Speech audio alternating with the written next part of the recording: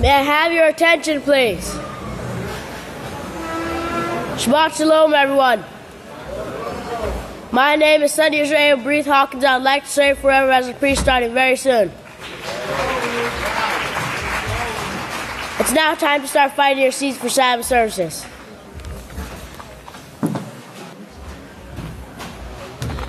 May I have your attention, please? May I have your attention, please? Shabbat Shalom, everyone. My name is Son of Yisrayl Nabiah Hawkins, and I'd like to serve you forever as a priest starting very soon. It's a privilege and honor to present to you the sons and daughters of Israel now entering the sanctuary.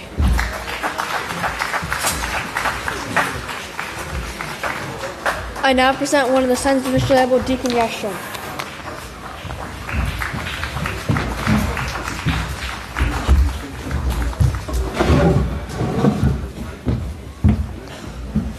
Shabbat Shalom, everyone.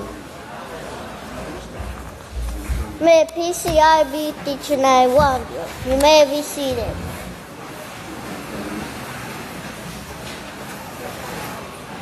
My title today is Your Sins Are Not Forgiven Until You Get on the Straight and Narrow Path.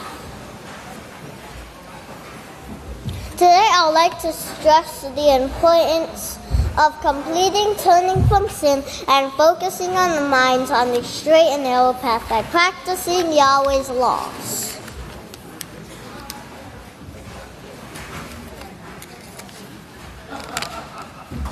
The straight and narrow path is a metaphor given by Yeshua Messiah comparing Yahweh's way to a non-glamorous path, the road less traveled, which leads to eternal life. Yet few people choose it, because the broad way of the world is full of excitement, but is deceptive and leads to death.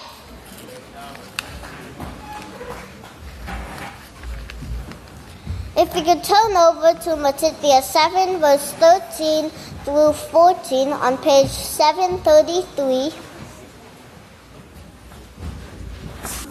Enter in through the narrow gate, for wide is the gate and broad is the way that leads to destruction, and many are those who go that way. Because straight is the gate and narrow is the way which leads to life, and few there are who find it. Who do we choose the straight and narrow way?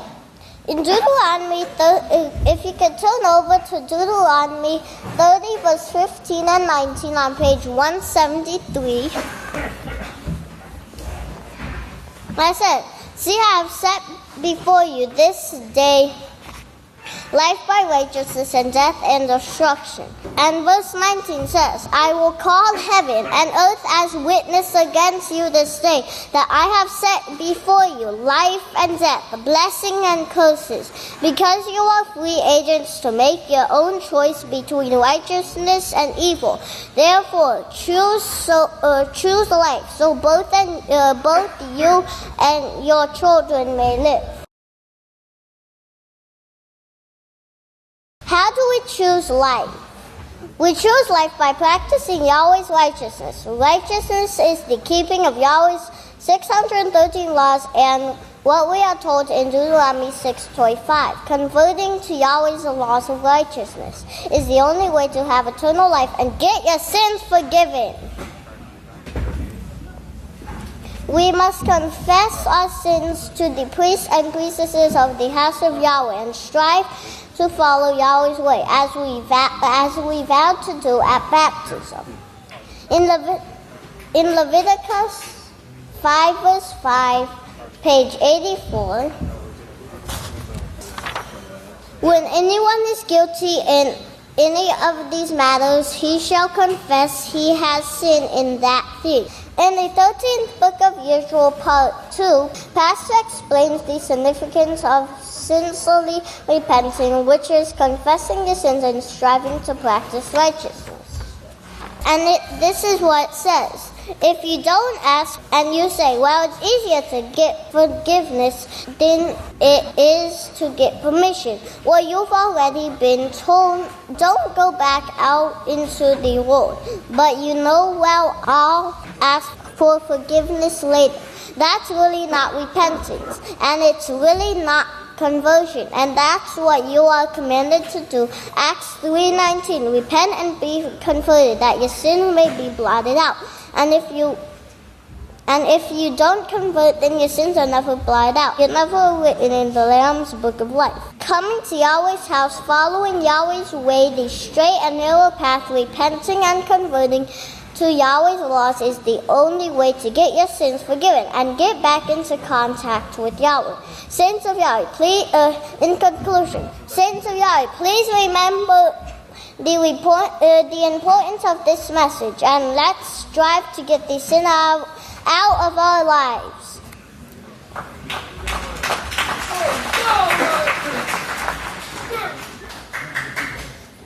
Following the straight and narrow path, the road less traveled, and straight and narrow path, the road less traveled, and come into unity with Yahweh.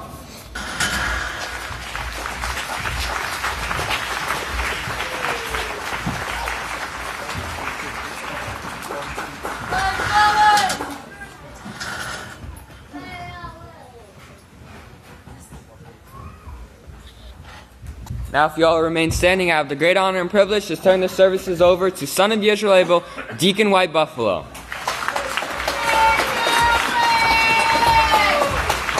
Shabbat Shalom, everyone. You may be seated.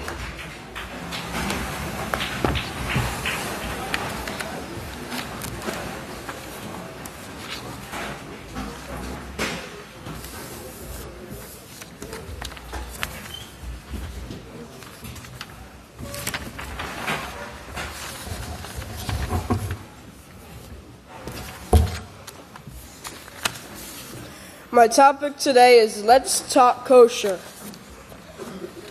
Before we go into this, I would like to review my last sermon during the feast.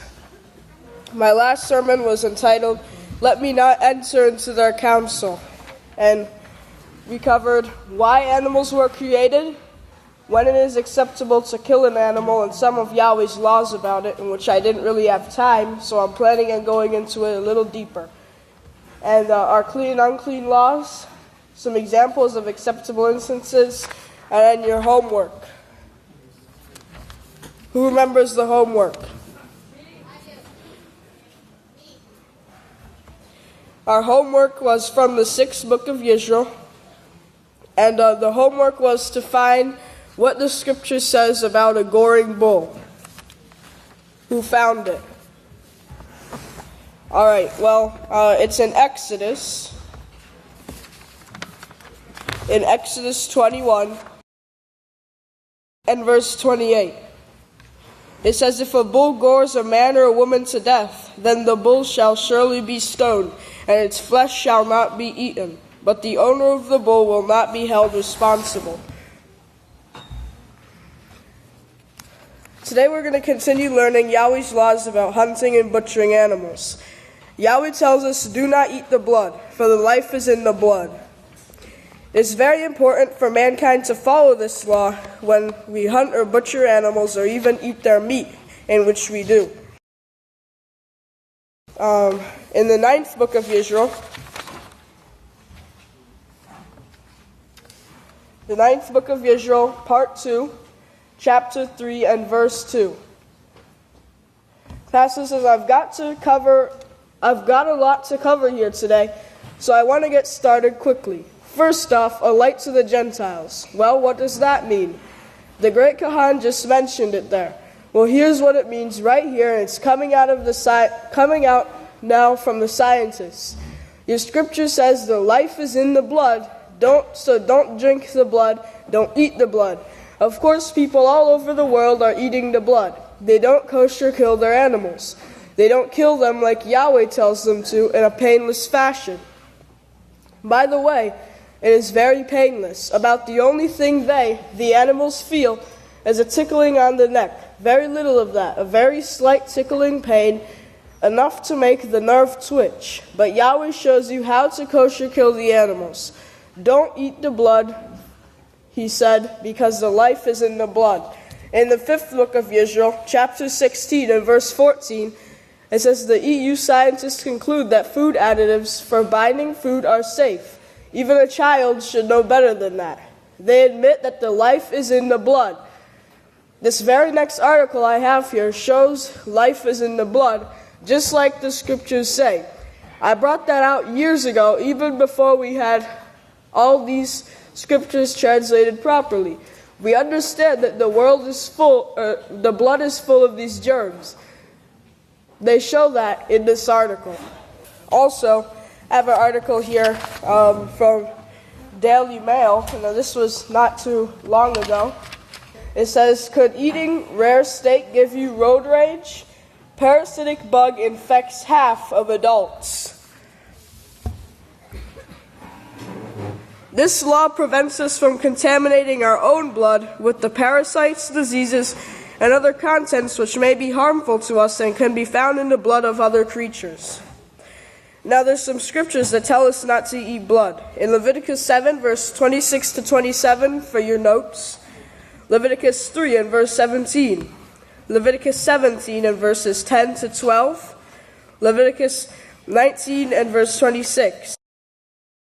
Leviticus 17 and verse 13. Let me read that one. Leviticus 17 and verse 13. It says, whatever man of the children of Israel or of the strangers who sojourn among you, who hunts and catches any animal or bird that may be eaten, he shall pour out its blood and cover it with dust. In Leviticus 17 verses 10 to 16, Deuteronomy 12 and verse 24, Deuteronomy 12:23, Genesis 9 and verse 4, and those are some scriptures that tell us not to eat the blood. For my last scripture, in 1 Samuel 14, 1 Samuel 14, verse 32 to 34. It says, the people pounced on the plunder and took sheep, oxen, and calves, butchering them on the ground and eating them with their blood. And they told us to Shaul and said, look, the people are sinning against Yahweh by eating with the lifeblood. Then he said, you have broken faith or broken the law. Roll a large stone over here at once. Then he said, go out among the men and tell them, each of you bring your cattle and sheep and kill them here, then eat them. Do not sin against Yahweh by eating with the blood. So every one of the people brought his ox that night and slaughtered it there. Also on page 157 of the Let the Little Children Come to Me, read it on your own time because it gives us some koshering rules. In conclusion, do not eat the blood, for the life is in the blood. And with that, I'd like to turn it over to the next speaker, the great Kahan, Benjamin Krause Hawkins.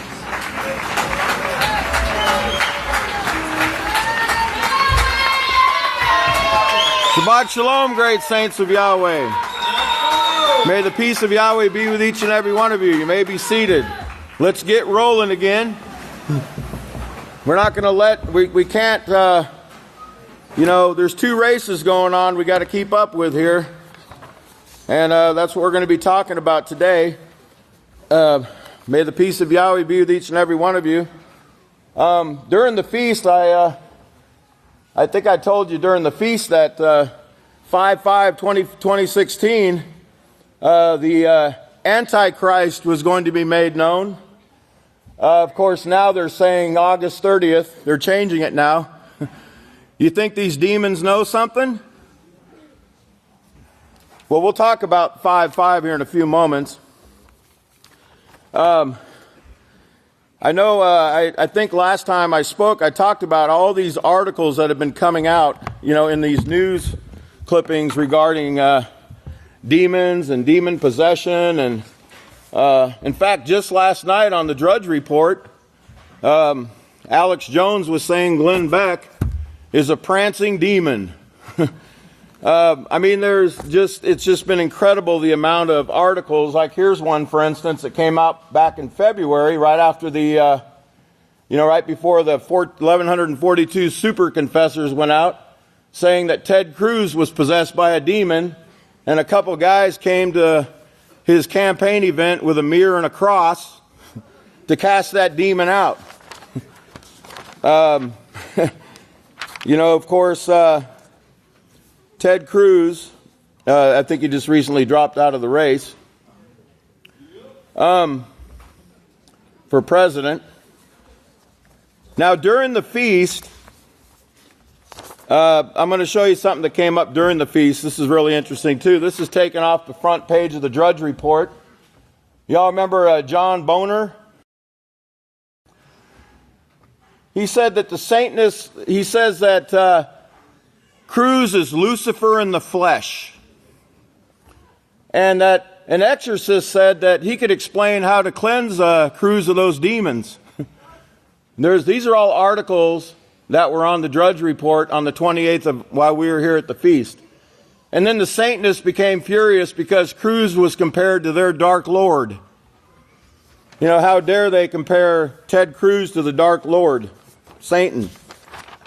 Here's the article from the BBC. U.S. election, former House Speaker Boner calls Ted Cruz Lucifer. And now, coming from a man who allowed Pope Francis into the Congress, in fact, he's the one that invited him, John Boner, the Jesuit, that invited Pope Francis into the Congress.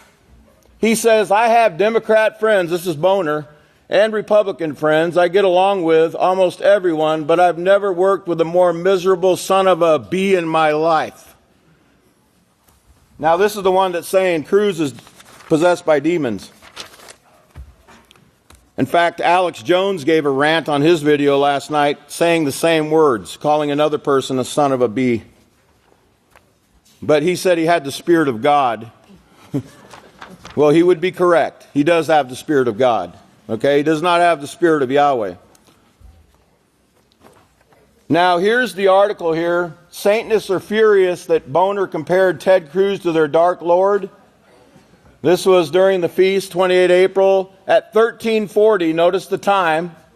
That's going to be very important here because this is what 1340 means. And remember, this article came out right after the sermon I gave about the pineal gland.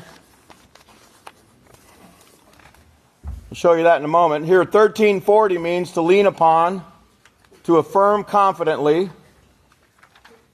And it's from this word right here, this Greek word ischurus. So let's look at that. And it means strength, might, force, power.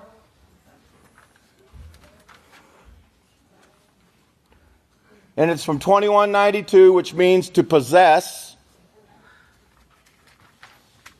or possessed, possession of the mind.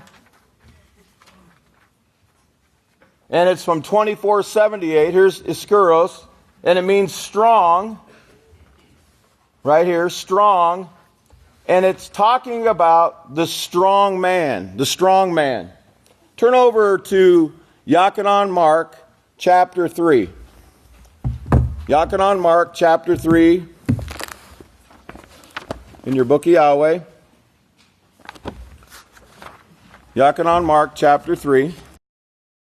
And let's look at verse 22 on page 763. The scribes who came down from Jerusalem said, he is possessed by Beelzebul. So by the prince of the demons, he casts out demons. Talking about Yeshua, accusing him of casting out demons by the power of Beelzebub. Then he summoned them and said to them in parables, how can Satan cast out Satan? If a kingdom's divided against itself, that kingdom cannot stand. If a house is divided against itself, that house cannot stand. So if Satan has risen against herself, she's divided and cannot stand. She's come to her end. No man can enter a strong man's house and plunder his possessions unless he first binds the strong man. Right here, if you notice, the strong man is talking about this scripture right here. That word, 1340, leads to this right here. Do you think that's an accident? No, it's not, because The interview that I was referring to last time, and I'm not going to get deep into it, but it's called Interviewing Deprogrammers. In the House of the Strong Man, Sodomy is the Key. In the House of the Strong Man. And it talks about Elohim's spirits indicate Freemasonic programming that is installed by sodomy. And it talks about monarch programming, they call it. Mind control through the use of sodomy. That's what this article is about. Talks about the Jesuits and how they've been using this for, years and years. They know about this. Just give me a moment. I want to get to this picture here to show you. Remember we talked about amongst other things, I showed you this picture of the pineal gland in the brain and how the eye of Horus is actually just a print of what's inside the brain and that pineal gland there that's activated through sodomy. Now, if you don't think the Vatican knows about this, that pineal gland, well, then you don't know about that big pine cone in front of the Vatican. Okay? And remember the monarch programming. The monarch is a butterfly, right? But also think about monuments and arches, like monuments and tombs of the dead that these demons, they say that the demons hung out around. And the arches. Remember the Arch of Baal that they put up in London during the feast? This next article. And actually, let me just go through a few articles here, just to show you some headlines from none other than the Mirror, the United Kingdom newspaper. Remember that when we were children, they used to tell us, look in the mirror and stare long enough and you'll see a demon. Y'all remember that? Some of you may remember that. Possessed girl vomits as she's freed from 7 demons in a dramatic exorcism. Young woman possessed by demon dies after exorcism performed by a family at local church.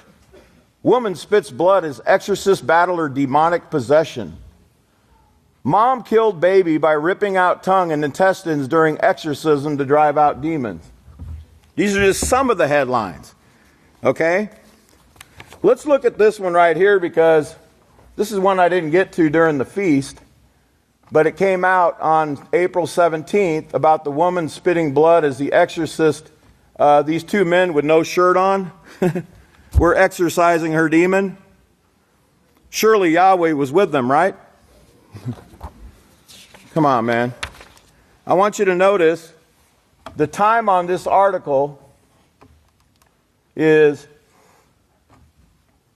1408. Okay? 1408. Well, let's see what that means. 1408 is Gad.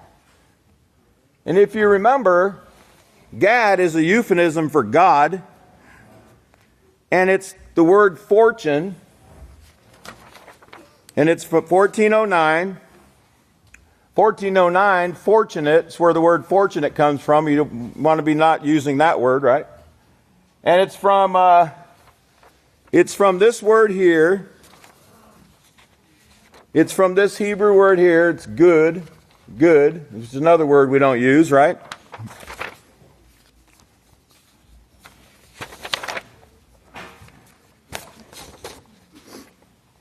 And it's from 1464, which means to invade and attack. It also means, here we go, from 1413, which means gashed, muster yourselves in troops. Remember, it also means to gather in troops or bands, to go in troops or throngs, assembled by troops. Remember, do you all remember in this is the Book of Yahweh study guide. Hopefully everybody still has one. And you remember Pastor wrote all about that troop, right? You all remember the troop? Gad. It says in the book of Yeshua, a city is named. It's called Baal Gad. And Yahshua 11:17 says, from Mount Halak, which rises towards Seir, or Edom, to Baal Gad in the valley of Lebanon below Mount Hermon. Remember I told you on Mount Hermon the UN had a post on the very top because they wanted to possess all the ancient high places of Baal? He captured all their kings and struck them down and killed them. Of course, we know that, there's probably more behind that, right? Baal Gad is Lord God. Lord God was there before the Israelites. We've already proven that Baal means Lord. So everybody out there that's watching for the first time, if you're using the name Lord, this is who you're using. You're calling on Baal. He says El means God, which means Satan. Now we will learn of the demons that Satan rules, and Gad, it shows, is a euphemism for God. Gad is a Canaanite deity rendered troop in Isaiah 65:11. Remember, it says that they prepared a table for that troop and that number. Well, that troop is legions of demons. That's who they were worshiping, as these demons and the gods, the demons that powered these gods. Now notice it says it was the god of good fortune, supposed to be the deified planet Jupiter. Now y'all remember who just got evicted from Jupiter, right? Those demons. This star is called by the Arabs the greater luck, as the star of good fortune. And then Isaiah 65:11, but you are those who forsake Yahweh, who forget my holy mountain, who prepare a table for that troop, and who furnish a drink offering for that number. And he goes on to show here in the Old Testament, he gives word number 430 here, or daemon, the word demon here, which just means a god. It's interchangeable with God, Elohim. Okay, Gad is word 1408. I just showed you that. So Yahweh wrote all about this. You need to go back and read this book. In this particular, by the way, that's on page.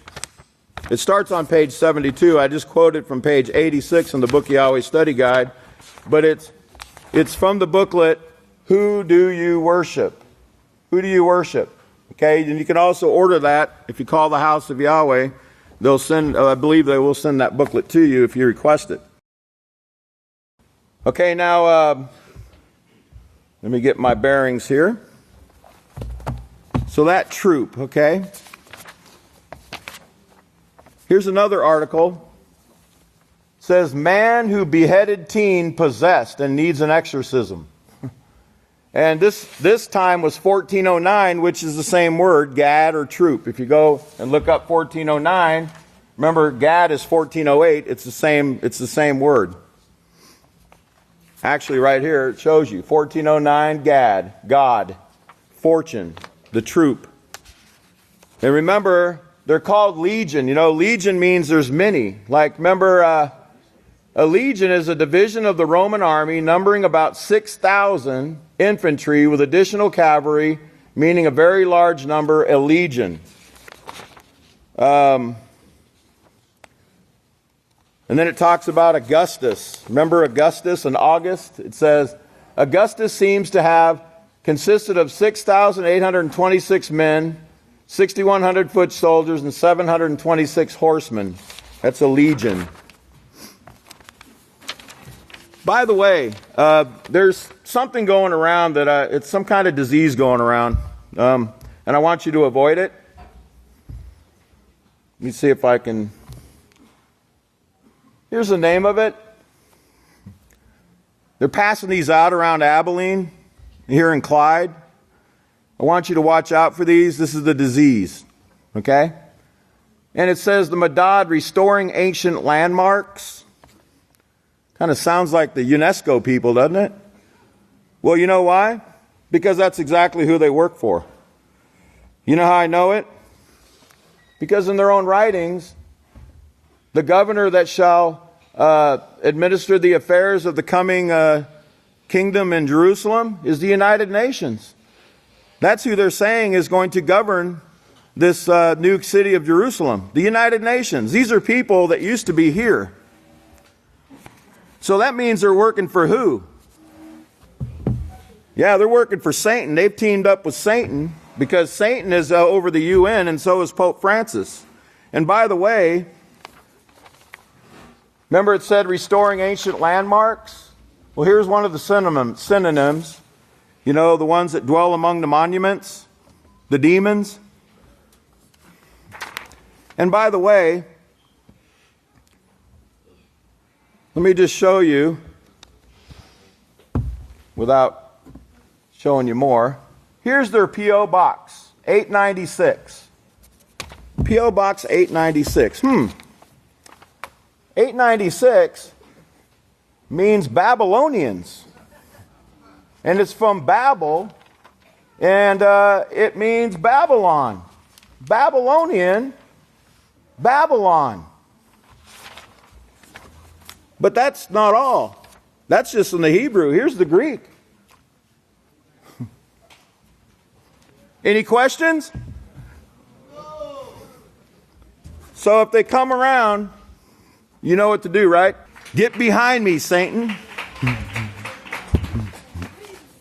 All right, so 5:5, I told you, the Antichrist was going to be revealed. I probably need to get through that so I can show you something else that took place in the other race this week.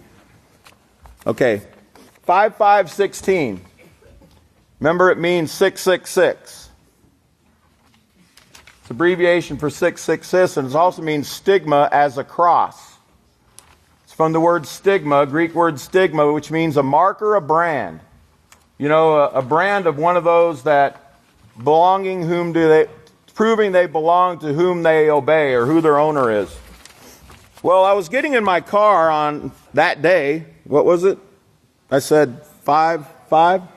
I was getting into my car, and I remembered that morning. It just popped into my mind that this was supposed to take. This was going to be supposed to be revealed. And I looked up over my house, and there's a big X, a big cross in the sky. Kind of like Constantine saw, I guess, right? So I thought, Well, I looked at my clock. My battery on my phone was not in operation at that time because the battery had gone down. So I looked at my clock on my console on my car, and it said 11:39. Write that down. And then I took the actual picture at 11:44 a.m. on May 5th, 2016. So knowing that somebody was trying to show me something, fully expecting something that day. Remember I said 11:39 was when I first saw it, and it says, I am demon possessed. I am demon possessed. I am possessed under the power of an evil spirit. And it's from 11:42. You remember the super confessors? Right here. 11:42, which means evil spirit, demon. And also 11:39 in the Hebrew means Barak, or sons of lightning. Sons of lightning. So then I looked up 11:44 because, it was supposed to reveal who this person was that was this Antichrist. And man, I saw my own name there. And there it is. Of course, my name's not Benjamin, so I kind of was relieved at that. Well, let me tell you who that is.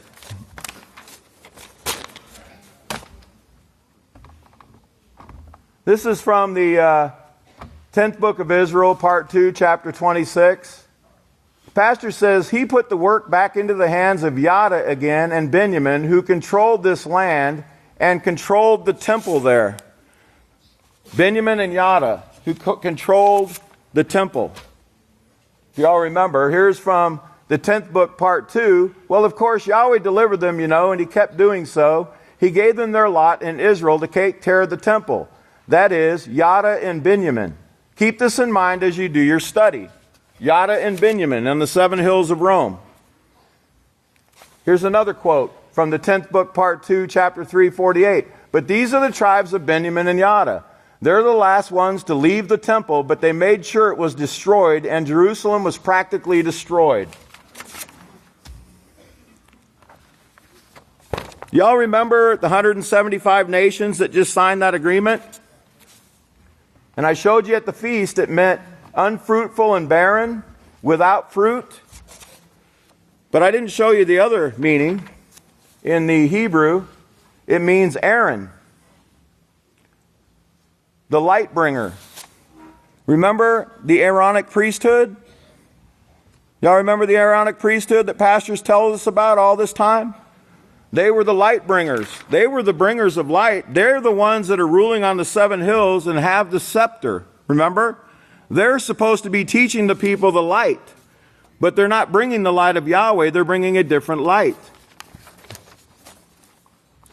By the way, speaking of, remember the 196 nations in Paris? This is from 5:5, just 2 days ago. Exorcism lessons are made compulsory for Spanish students with a seminar entitled The Evil. This is from the Daily Mail. Now I want you to notice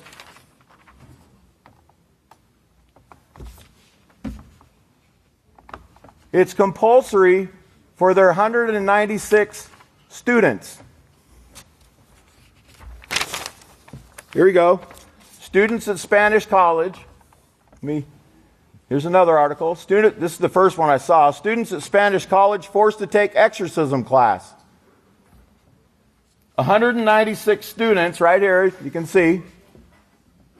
And remember, the course is called The Evil.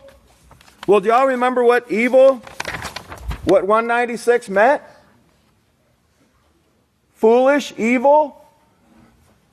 From the same as evil.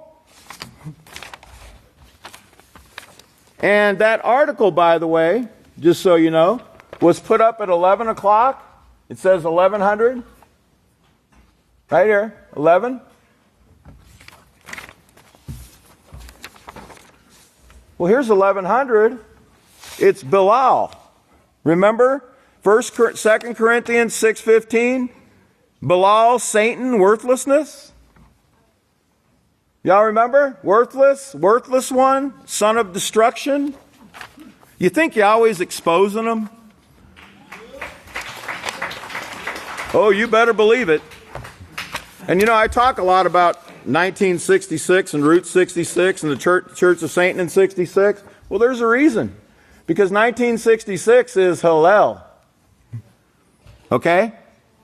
1966 is Hallel. We'll talk more about that at another time. Now I want to talk to you about something else that's taking place, another race. You know the great President Barack Obama?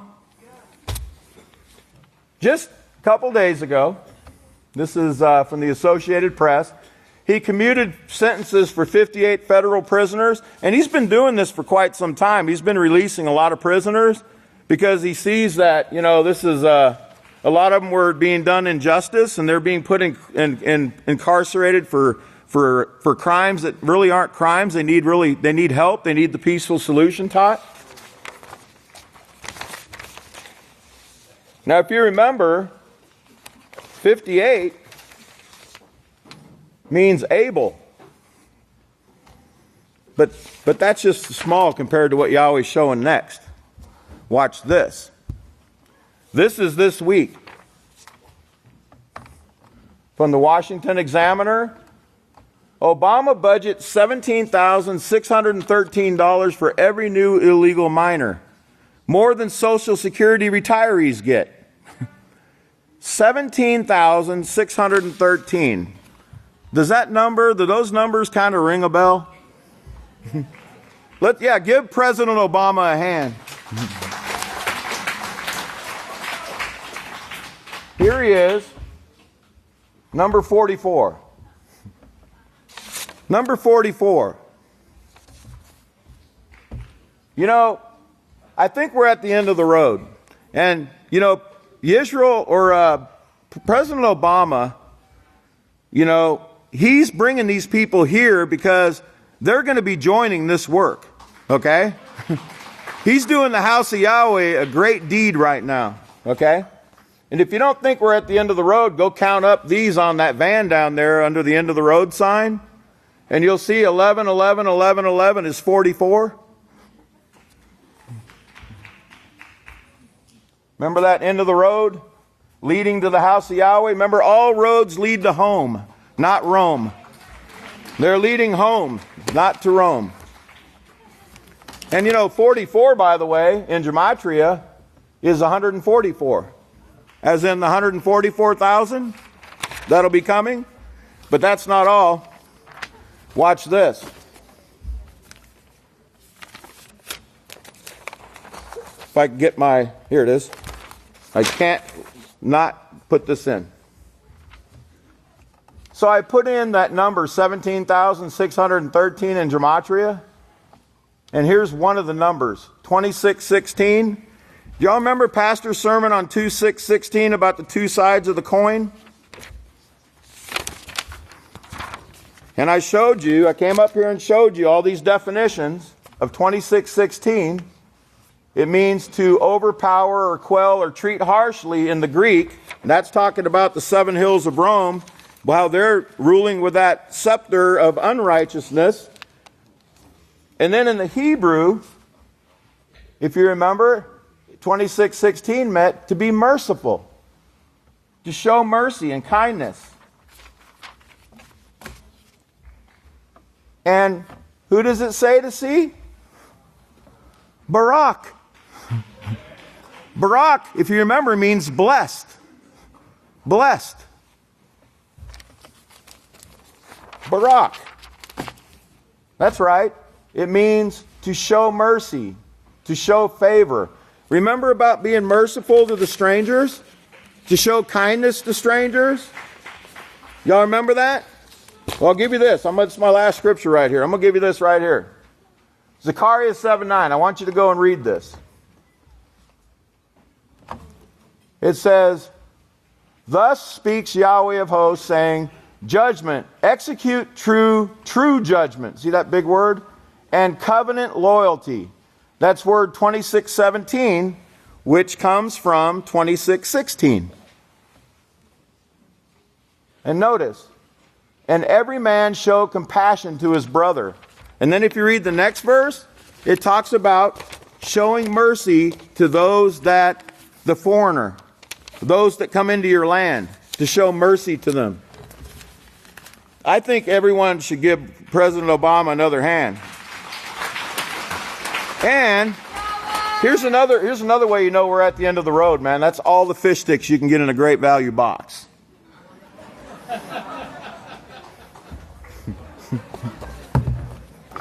That was a joke. But anyway, may Yahweh bless your understanding. And let's keep up the great work. You're doing great. Yahweh loves all of you. And remember to watch out for these demons. They're prowling around. Okay, and they're going to start coming out in full force, so be ready. And may Yahweh bless you, and I'd like to turn the services over now to the great Kohan Ilya Hawkins. Shabbat Shalom, everyone. You may all be seated. Of course, seeing the confusion taking place in this world today, and it's ever around us, the United States, of course, is being accused of playing games, and this accusation coming from Syria and Russia, of playing games in Syria and the Middle East. Now, of course, they're saying playing games because none of these talks, these ceasefires and so forth, none of these things are being taken seriously. And, of course, they're not able to come to an agreement because, remember, they're trying to achieve peace through war. And now the UN is getting involved. Of course, they've been involved. They're kind of the pushing power behind some of these things. They're involved in trying to call out President Obama and President Putin, trying to get them to calm down, to ease tensions, because they see that it's getting out of control. Well, to confirm that, John Kerry this week actually says it's out of control. And of course, out of control, no one's in control. And this is what we see with this peace through war. No one is in control. It's based on emotion. It's not based on factual things that can bring forth peace. Even to a point, this last week, a refugee site, which was consisting of tents, imagine this, they dropped bombs on a refugee site where there were tents. People staying in tents, and they bombed them. Now, of course, quite a few people died, women and children, also men, but they bombed them, and they're saying this could be a possible war crime. But war is supposed to bring forth death, and you tend to wonder, how do you get these rules of war, and who makes these rules of war?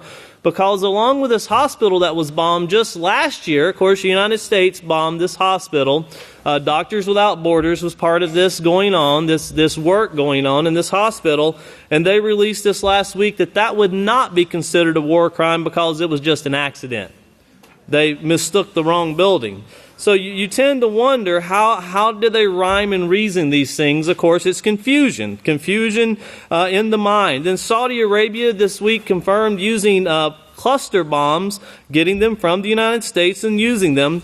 NATO building up even more pressure on the Russian borders. They're calling it nuclear tension. That's what Russia's calling it. North Korea also preparing this week to test for a 5th nuclear test. These missiles are testing to carry their nuclear warheads. And remember, they're touting that they can destroy New York. They're saying they can attack the United States. And also, Benjamin Netanyahu, Prime Minister of Israel, is saying that they're going to upgrade the country of Israel, upgrade ties with NATO. Everyone's vying for position and protection. But then you have the people. The people are speaking out. They're lashing out. And you have in Iraq this last week, now this has been going on for the last couple weeks, they have an area called the Green Zone. And the people actually went into this, supposed to be a protected area where the U.S. Embassy and so forth is at. They went in and they stormed the parliament because the people are frustrated. They've had enough. They don't want what the government is bringing them over there. And of course, they were supposed to have been delivered from this oppression of Saddam Hussein, but they're being oppressed even more. And they're trying to get out from this. And then in France this last week, for May Day, you had supposed to have been a march, a parade, so to speak. It turns violent. And then in Turkey, and of course Turkey, remember there's nuclear bombs housed in Turkey. The United States actually houses missiles in Turkey. And in Turkey, watch the parliament there. They're supposed to be fixing some problems over there. And watch the hatred. You can see the total hatred of these men literally beating the daylights out of each other. And then in the United States, we look back to our own country and imagine this. Imagine you have a 7-year-old daughter and she's playing on the playground. And someone walks up and just stabs her for no reason. And then walks back off. Well, that's what we see. And that's only one situation of many taking place. And then in Puerto Rico, of course, they're defaulting on debt. And they're saying that could lead to a quarter of their population being infected with Zika virus because they're saying they have no funding to prevent it. Well, of course, there's actions that are causing it. And this default of debt is not going to increase the Zika virus, but this Zika virus is also spreading, they're saying, by this summer as far as Connecticut. Now remember, when they first said this virus would spread no farther than the southern parts of the United States, but now they're finding that this disease has no borders, and it's not a respecter of persons either. It's taking place and it's going wherever it can go. And of course, speaking of fish sticks, you may never eat fish sticks again after you hear about what Australia is doing to kill the carp. Not only don't just see the report of what they're doing, but watch the Deputy Prime Minister in all of his insanity explain what they're doing and how he makes it like it's a joking comment. They're going to infest the waters with a herpes virus to kill the carp with herpes. Now, this is a fish that they could use, they could eat, but they want to save the catfish and kill the carp. Now, that's in all of their wisdom, that's where they're getting to. And then if you remember the painkillers, the opioids that we're talking about in the United States that's leading to heroin addiction, many people dying, well, they're coming out where this latest rock star or god of Hollywood or so forth, known as Prince, they're saying that he actually died from an addiction to painkillers, but there was someone that was going to get him off of these painkillers, and he showed up at his door, showed up a little too late though, he was already dead, but he had a suitcase of drugs with him. Now, he was going to help him get off drugs with drugs. And then Canada. Now pay attention to this because this is a result of the drought. In Alberta, they're having severe wildfires and they're saying that there's nothing that the mankind can do or man can do that they're trying. It is out of their control. They need rain, and they're having devastating fires. It is ruining whole communities, but it's due to drought taking place. And then in California, families are saying that they can't even drink their well water anymore due to a high rate of bacteria and nitrogen coming from this, and there's no use to drill another well because there's no guarantee. After you pay $30,000, no guarantee you'll still be able to drink any of the water. And of course, last but not least, the buffalo passes in Congress this last week as the national mammal. Now, I don't think anyone understands what that's representing, but we of the House of Yahweh knows what that's representing. And at this time, if we could go ahead and play the news. Pay close attention. What you're about to see is Bible prophecy being fulfilled.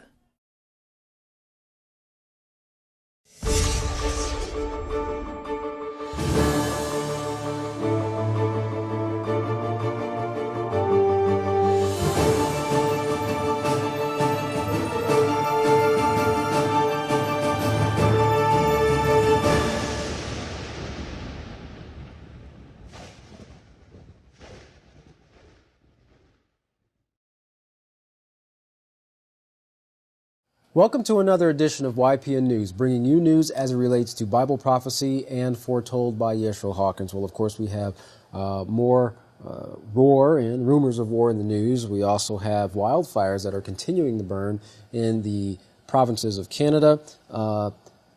A solution to actually deal with what one country is calling an overpopulation of a water pest. If you can actually call it a solution. I guess you could possibly call that. Actually treating the waters with herpes, which seems like it would do more harm than benefit, and many other things to bring you as we cover this episode of YPN News. But we're going to first start off with more trouble in Syria. And U.S. Secretary of State John Kerry has gone to Geneva in an attempt to revive those stalled ceasefire talks. The Free Syrian Army said that they would never accept a ceasefire and have actually removed themselves from the talks. According to Abayomi Azikiwe of the Pan-African Newswire, he said, as a result, it'll be difficult to achieve any type of ceasefire because we don't have a comprehensive recognition of a cessation of hostilities taking place. John Kerry, speaking from Geneva, thanked Stefan de Mistura, the UN envoy on Syria, for his efforts to give life to a political process in the midst of a conflict that is in many ways out of control and deeply disturbing to everybody in the world, I hope, he said. It definitely is disturbing. Mr. Mistura said the special envoy to Syria, he spoke saying that the next round of talks concerning Syria will only be meaningful if there is a cessation of hostilities and brought back to the level that we saw in February and March. Hence, my appeal for U.S. and Russia is an urgent initiative at the highest level because the legacy of both presidents, Obama and Putin, is linked to the success of what has been a unique initiative which started very well, and it also needs to end very well, he said. Meanwhile, in Syria, the government launched more airstrikes in the rebel-controlled area of Aleppo for the past 9 days, and according to reports, killing at least 250 civilians as a result.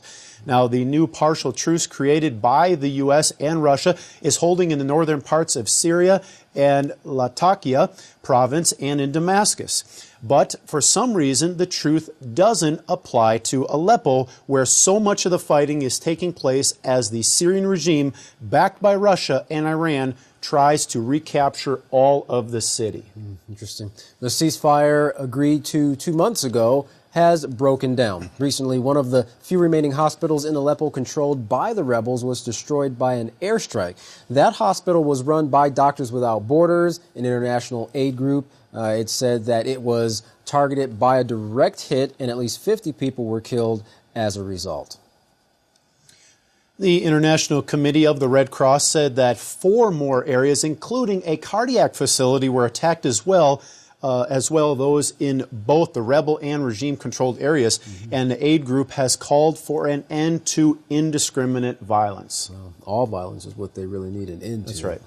A refugee camp in Syria near the Turkish border was in ruin as airstrikes hit, killing many of the displaced civilians, men, women, and children. One refugee said, "We are displaced people, and we were set on fire. They set tents in a restricted space ablaze." Well, hundreds of people had sought refuge in the camp after fleeing neighboring Aleppo and Hama provinces. The attack took place in rebel-held territory controlled by Syria's al-Qaeda affiliate, the al-Nusra Front. However, it is still unclear who is responsible for the airstrike on that camp.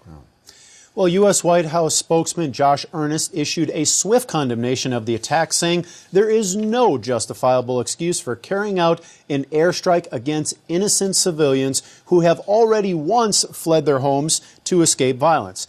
The UN has called for an immediate investigation, with one top official saying that the attack could be called a war crime. Well, continuing with war crimes, the U.S. Central Command has stated that a U.S. airstrike on a Doctors Without Borders hospital in Afghanistan last year will not be prosecuted as a war crime. Joseph Votel of the U.S. Central Command said this investigation concluded that this tragic accident was caused by a combination of human errors compounded by process and equipment failures.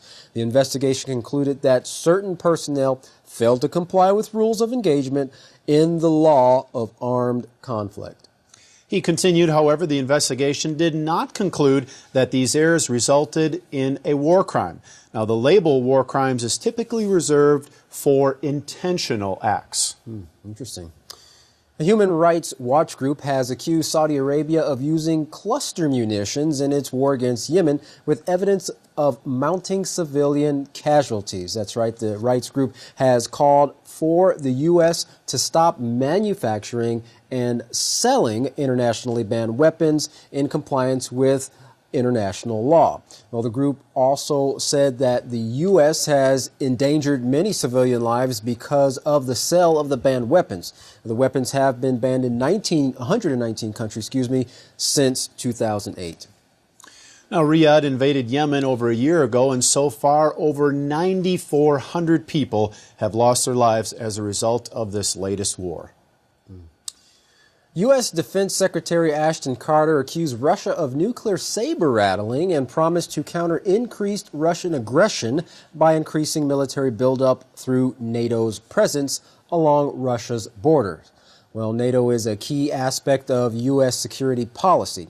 The Baltic Sea is a friction point between Russia, the U.S., and NATO because of the military exercises underway. And, of course, there have also been a lot of close calls in that area. Russia has criticized NATO's joint exercises in Georgia later this month. The Russian foreign minister has accused the alliance of trying to destabilize the region and described the training of the Georgian troops by NATO as provocative. Now, Russia and NATO have been at odds at what Russia describes as the eastern expansion of the alliance as a means of encircling the country of Russia. As a result, the Kremlin has beefed up its troops along the borders with Eastern Europe and in countries where NATO exists. Now, as the tensions increase with Russia, North Korea is also in the news with suspicions that they might be getting ready to launch another test fire. Now, Larry McGee has the details on this story as well as several others. Larry, what are we seeing here with North Korea? It is satellite images that are causing relevant nations to suspect that North Korea is preparing to launch its fifth nuclear test fire. The information comes from Johns Hopkins University's School of Advanced International Study, which reports images of movements in an area which has only shown activity prior to a nuclear testing. Experts suggest that the images point to a test fire in the near future and has prompted U.S. officials to request that the North Korean head refrain from actions and language which further destabilize the region. Meanwhile, the head of Israel, Benjamin Netanyahu, announced intentions for Israel to upgrade its relationship with NATO this week. According to the Prime Minister, Israel aims to open a permanent mission to the headquarters of the military alliance in Brussels in the near days ahead. The Israeli Foreign Ministry had previously announced that NATO had invited Israel to open an office at its headquarters, with nations such as Turkey reportedly being pressured to drop their veto on closer ties with Israel. Relations have been strained between the two nations in recent years. Israel has, however, joined in joint military exercises with NATO nations other than Turkey. The promises of freedom and peace through democratization in Iraq are continuing to fail as thousands of Shia protesters stormed the Iraqi parliament building this week. The latest uprising occurred after lawmakers failed to convene for a vote to reform the government. Video footage shows hordes of protesters charging into the government building with camera phones in hand to tape the event. The government itself was forced to declare a state of emergency because of the unrest. Quite a few are disturbed over the fact that the protesters were able to intrude into the so-called Green Zone, which houses not only the Iraqi parliament, but also its high tribunal and the U.S. Embassy. The UN released a statement conveying its grave concern over the events and urged calm restraint and respect for Iraq's constitutional institutions. Thousands of troops have reportedly now been deployed to prevent any further such incursions. More political unrest and uprisings elsewhere as a march in Paris turned violent after a group of hooded and masked youths began hurling objects at police.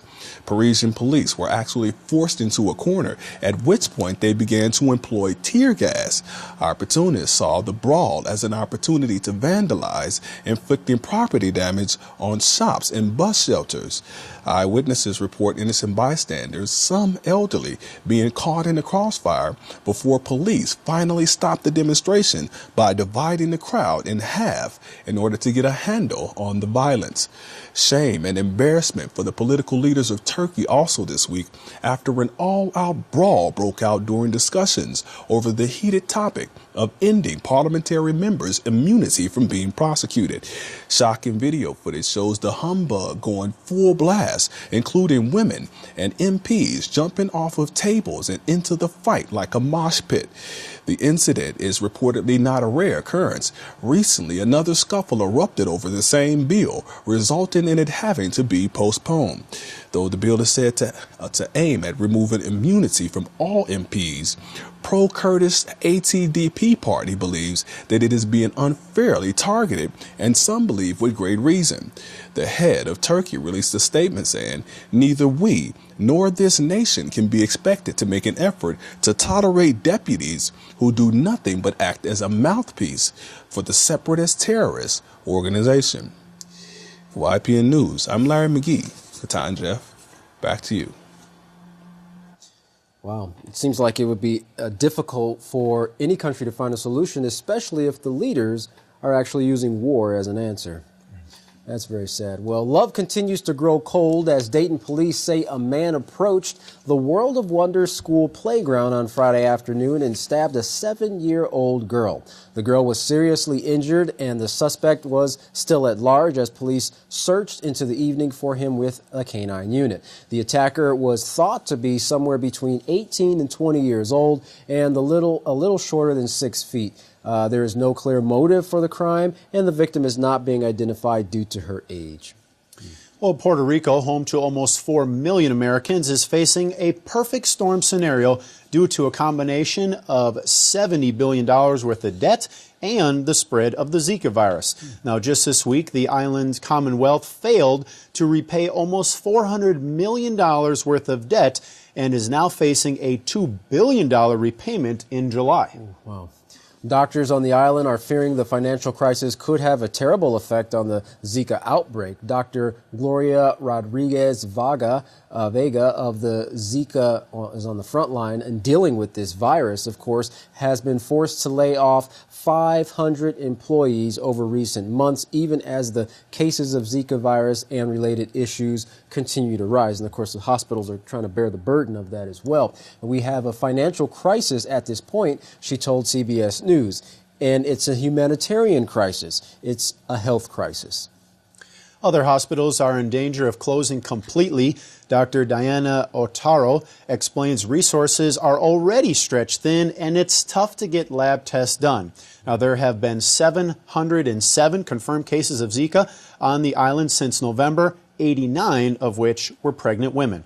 And of course, Katan, this virus is also, as we reported, it's known to have very crippling birth defects associated with it. That's right. And it's not only the children, adults are also suffering from the complications of the virus, like Guillain-Barré syndrome, which causes paralysis in some and can even cause death. While the CDC is racing to develop a better test for Zika, it is estimated that a quarter of the island's population could contract the virus this year. Those are some staggering statistics.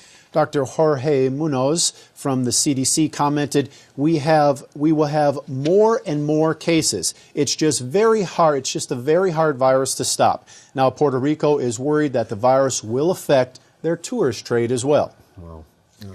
North Americans also have more to worry about this summer. The Zika virus looks like it may spread further north than first thought. Initially, the virus was limited to the Aedes aegypti mosquito common to the southern United States.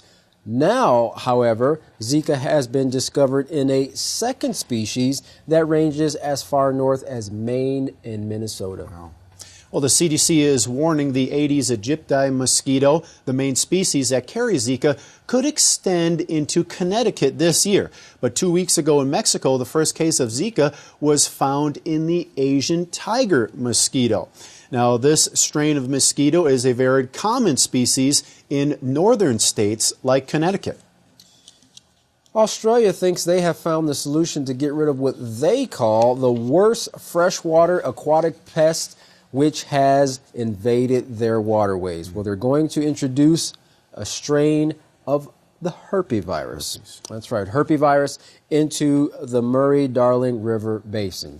Now, the government made the announcement on May 1st, and according to Science Minister Christopher Pyne, the plan will eliminate about 95% of European carp in Australia's river system. Now, this equates to thousands of tons of fish, maybe even millions of tons of fish. And of course, they're going to be dead fish, which they're trying to kill them using the herpes virus. Yeah, it seems like there will be a better way to deal with that, especially since there's so much starvation taking place in the world right now. The plan is to release the carp-specific strain of herpes in 2018, costing the government 15 million Australian dollars. Recently, Prime Minister Barnaby Joyce was quite outspoken during a parliament meeting explaining the plan to his colleagues. Well, let's take a listen to what he had to say. That we should be getting rid of these disgusting mud-sucking creatures to more support some of the better animals of our waterways, the silver perch and the yellow belly and the Murray cod and the eastern cod and the catfish. But we don't want to have to deal with carp. No, we don't want to deal with carp. We've got to get rid of the carp. Because when we've dealt with this virus, you know, Mr. Speaker, that we're going to have between 500,000 and 2 million tonnes of carp. 2 million tonnes of carp. We'll have to bury the carp. We'll have to put it outside, put it in the paddocks, bury it, put it underground, probably take the place of horse manure or something. But it's incredibly important that we have a healthy nation. We need a healthy nation and a strong economy. And you've got to go to some extreme measures at times to make sure we keep our economy and our environment healthy, even if it does require a version of a venereal disease to deal with it. Quite outspoken indeed. Well, as a side note, in September 2015, Minister Joyce assumed portfolio responsibility for water policy and was sworn in as Minister for Agriculture and Water Resources. And I think, Katan, the question that people would have to be asking, or maybe Mr. Joyce himself, is, once the herpes kill the fish, where then is it going to go into our agriculture and other waterways, since he is the expert on the issue? Yeah, well, I guess time will tell, and hopefully no more have to suffer as a result. Well, another fish kill of a different kind took place this week in a Haikua City lake in South China's Hainan province. But this time, the reason for tons of dead fish is, well, unknown. Social media showed workers cleaning up the fish from the lake. Local newspapers report 35 tons of dead fish have already been removed from the water, and authorities are warning people to stay away from the scene as samples of the dead fish are being examined to determine the cause of death. And that has to be very unsettling not to know what caused 35 tons of fish just to die and wash ashore. Yeah, and it's got to make you wonder, especially if they're drawing other resources off of that water. Yeah. Well, for over 100 years, it has been a household name in America. But now, Johnson & Johnson has lost a second multi-million-dollar lawsuit due to claims that its baby powder has cancer-causing ingredients. And this is only the beginning. There are more than 1,000 other lawsuits pending. A St. Louis courtroom ordered Johnson & Johnson to pay $55 million to 62-year-old Gloria Ristenson. Ristenson used the talcum powder as a feminine hygiene product for 40 years. Now, never suspecting the talcum contained in it was a cause of her ovarian cancer. And that's the point there that many are disagreeing that that's what caused her cancer. And as we'll see as we continue with the article, that very prominent companies here are disagreeing with this finding. Now, she sued the company for failing to warn about the possible risks associated with talcum. Interesting. Ristenson's attorney showed jurors documents that suggested Johnson & Johnson knew about the risk and downplayed them. Jerry Beasley, the plaintiff's attorney, said of the company, "I think that's extremely uncaring," showing no concern whatsoever for the safety and welfare of the people that they are selling to. The company, however, disagrees with the findings, issuing this statement which says, multiple scientific and regulatory reviews have determined that talc is safe for use in cosmetic products and the labeling on Johnson's baby powder is appropriate. Now, the American Cancer Society, however, says the research is inconclusive. Oh, interesting. And it's really odd seeing that a place like the American Cancer Society would actually be jumping on this if the research actually backed that up. But in times past, I know that we have brought forth that certain strands of the HPV virus have been linked to cervical cancer and other types of cancer in both men and women, but never talcum powder, which is basically ground up rock. Right. So I guess we'll see where this goes from there. Questions are beginning to surface surrounding the death of a famous singer whose name was Prince. Well, federal drug enforcement agents are investigating who provided prescription painkillers that were found in his home. This comes as a doctor claims that he was working to help the rock legend fight drug addiction. Now, in the last 24 hours of Prince's life, the singer was preparing to quit a drug addiction, according to Dr. Howard Kornfeld's attorney. Dr. Kornfeld is a nationally recognized addiction treatment specialist who runs an addiction facility in California. Kornfeld had sent his son, Andrew, to Minnesota to walk Prince through the recovery program at his home Thursday morning. But, of course, that's when the singer's body was discovered. That's right. Andrew had a supply of addiction treatment medications with him. However, according to his attorney, no drugs were ever administered. Andrew Kornfeld has said that those medications were to be delivered to Prince's local doctor. But if authorities don't believe him, well, he could be criminally charged. Well, being called the Beast by some, wildfire has exploded through dried forests in Alberta, Canada, forcing the largest mass evacuation in North America in decades. At least 90,000 people are on the run, living in emergency shelters, and most have no idea what has happened to their homes.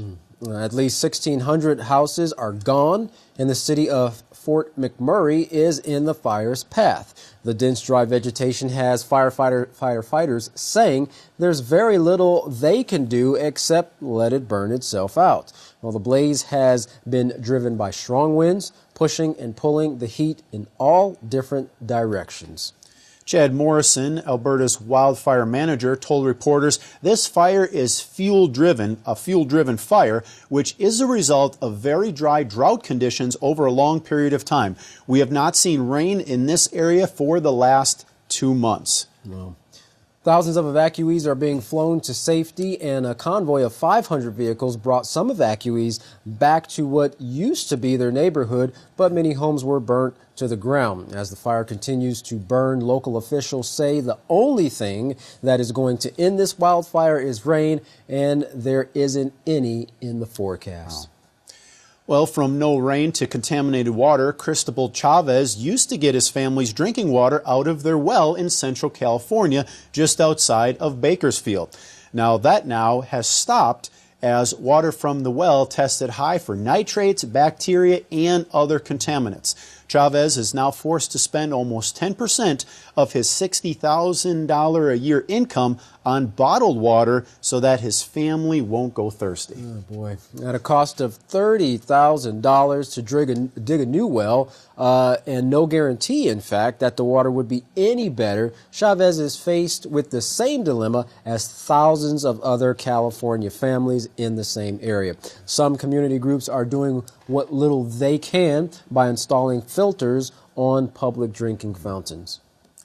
Well, what comes to mind when you think of our national symbol? Some may think of the American flag or Statue of Liberty, but now there's a new one, the American buffalo. Now, the bill to make the American bison the national mammal passed Congress on April 28th of this year. Now, interestingly enough, there's a Native American prophecy that tells of a white buffalo coming in this very time period. However, the buffalo is not a four-legged one, but a two-legged one. In other words, a man who would come in the last days and would be teaching the way to peace. Now, you can find out more about that white buffalo prophecy by contacting the House of Yahweh. And when you do, don't forget to request your free copy of the monthly newsletter and the Prophetic Word magazine. And you can also ask for that white buffalo edition of the Prophetic Word magazine as well. You can contact the House of Yahweh by writing them at the House of Yahweh, P.O. Box 2498, Abilene, Texas 79604. You can call them at 1-800-613-9494 or visit any of the websites at www.yahweh.com, www.yisraelhawkins.com, www.yahwehsbranch.com, or www.ypnnews.com. You can also email them at info@yahweh.com. And for all calls outside the United States, please call the number on your screen. And also, don't forget the best Bible study tool on the market, the Yisrael Says program. You can find that at www.yisraelhawkinssays.com. Well, don't go anywhere. Up next is the Great White Buffalo, Yisrael Hawkins. From all of us here at YPN News, I'm Jeffrey Heimerman. And I'm Katan Alexander. Thanks for watching.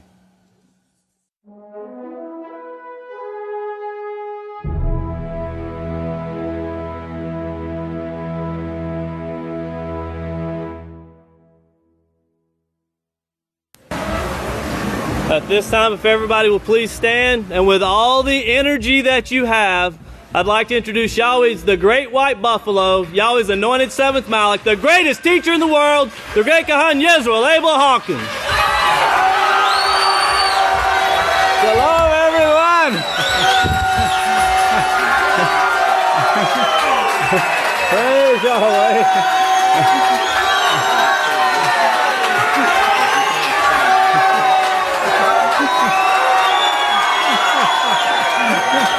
Praise Yahweh. You may be seated. May be seated. May the peace of Yahweh be with each and every one of you. The news today, I think, is absolutely wonderful. The whole world now is learning lessons that Yahweh. It was in Yahweh's plan after they rejected His laws. It was in His plan to teach them a lesson or let them learn a lesson. Yahweh didn't bring this stuff on them. They brought it on themselves. This This article was just handed to me as I was coming in. Living bacteria are riding Earth's air currents. Now, of course, this is what we've been teaching now for 40 years or more, and telling why the climate is changing and why the Earth is changing. The high-flying microbes can travel across the globe spreading disease or changing the climates. Now, this is proven now by science. Isn't that something? Just like Yahweh said. Here's another one. If your trust is in doctors, you might ought to pay attention. Why you may want to eat more salt, not less, to lower risk of a heart attack. That's the reason. For years, we've been told to cut down on our salt intake to lower your risk of high blood pressure and heart attacks. But what if cutting down on salt made you more likely to have a heart attack or less? In a current study of 3,600 men and women, researchers found that the one-third of participants with the lowest salt intake were actually 56% more likely to suffer a heart attack or stroke.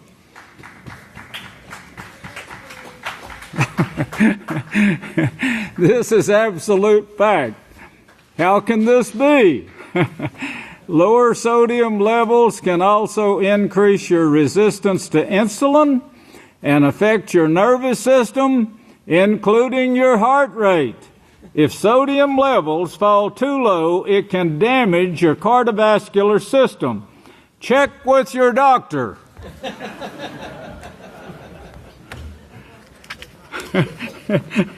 Well, they check with their doctors, and he's the one that's causing them to have the heart attacks.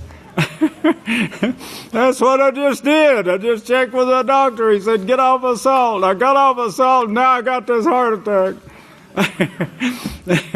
I like that on the news. They break it up every once in a while and show you some great things, you know. This guy's driving down the highway, and he sees a sign posted, that pain in your arm is real.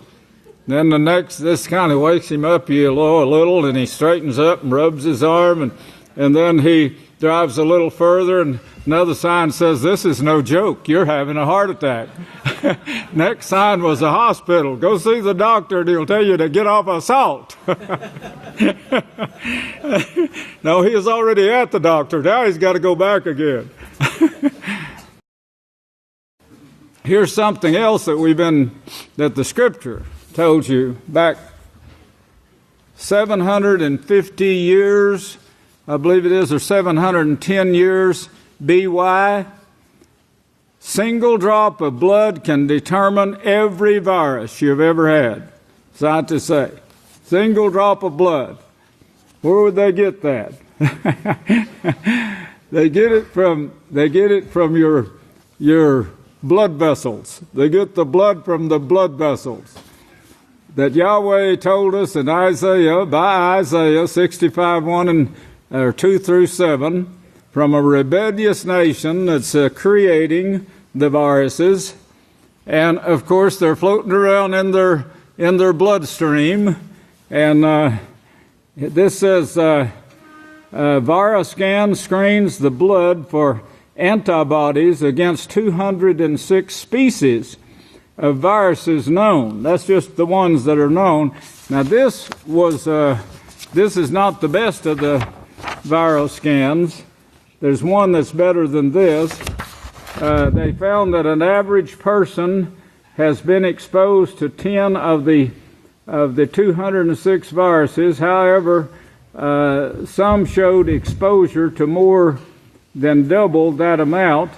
Many of those people have probably been infected with many different strains of the same virus, they said, and it would show up as only one hit. Herpes virus is one of them. They're getting ready to put these viruses in the waters now and kill all the fish, grind them up, and sell them back to the people for fertilizer. This shows how confused that the world is, and that's another thing that the Scripture says. This one now, all viruses that infect people or animals can be detected in single new tests. This one is a super sensitive test called the ViroCalp. Can detect thousands of viruses that make people and animals sick. In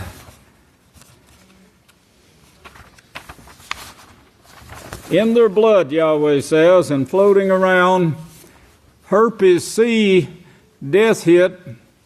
Herpes C death hits all-time high in the United States. Almost 20,000 people died of herpes C in 2004. Surprising total combined deaths from 60 other infectious diseases, including HIV, pneumococcal disease, and tuberculosis. New cases of hepatitis C infection more than doubled. We estimate the number of new infections is closer to 30,000 a year now. Both deaths and new infections are on the rise, coming forth from the beastly system that Yahweh warned them in Isaiah. Remember this, Isaiah 65. He warned them then. He warned them back in Deuteronomy 30. He warned them in the first 3 chapters of Genesis what was going to take place if they didn't keep his laws. The plume from Los Alamos threatens New Mexico Native Americans. Now, that was covered with the numbers. You might think of 2 Timothy 1. Let's turn there and read that. I want to show you these things in prophecy because unless you can see the news, but if you don't see in the prophecy what this is bringing to the world, and of course to you if you join the world, but in 1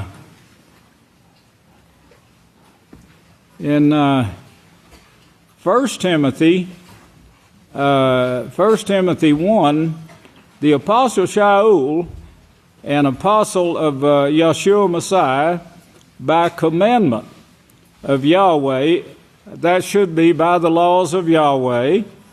That's what his work was doing, was taking to Rome and to Rome, which was where the 12 tribes, the elders or heads of Jacob moved to. But he says, verse 2, to Timothy, a true child in the faith. If you look down to verse 5, now the ultimate result of the laws that he's speaking of in verse 1, ultimate result of the laws is love. Out of a pure heart, a clear conscience, and unfeigned of the unfeigned faith. That's the faith, the original faith given to mankind, written down, as he says, written for our knowledge, reproof, and so forth. The written, not the handed down from mouth to mouth of those who polluted the Sabbath and cut themselves off from Yahweh. Verse 6, some have strayed from these. Yeshua used the word many. Some have strayed from these and have turned away to foolishness. I think one of the words that the elder brought out, I didn't hear all of his sermon, but I know one of them means foolish.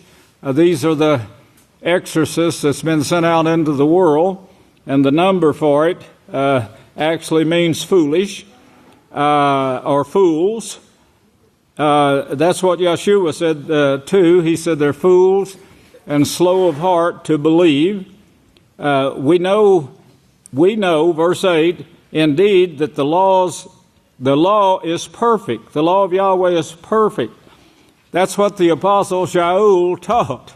That's what all the disciples taught. That's what Yeshua taught. That's what all the prophets taught.